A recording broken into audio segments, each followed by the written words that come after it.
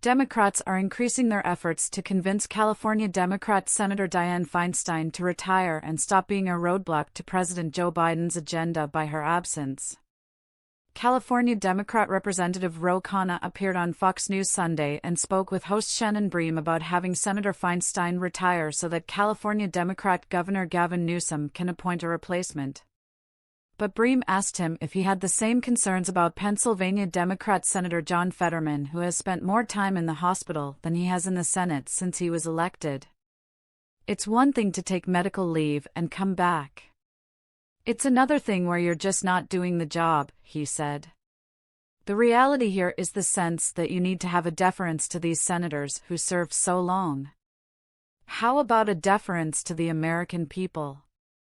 How about an expectation that if you sign up to do one of these jobs, you show up?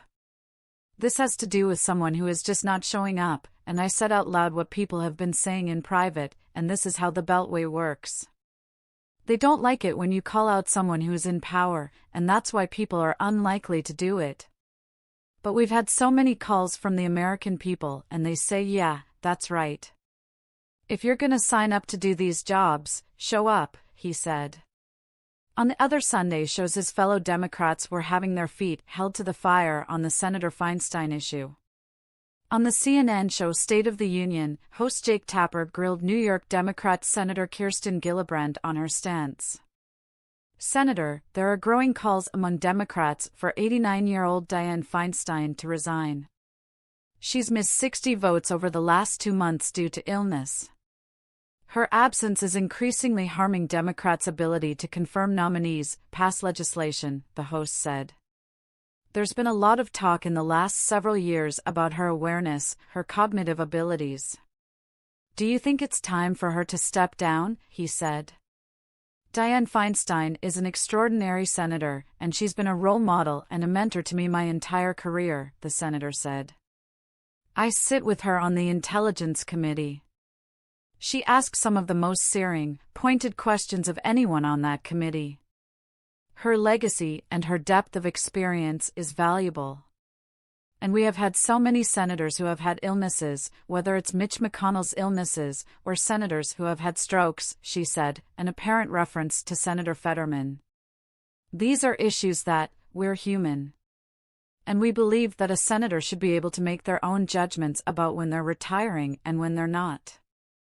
And they all deserve a chance to get better and come back to work. Dianne will get better.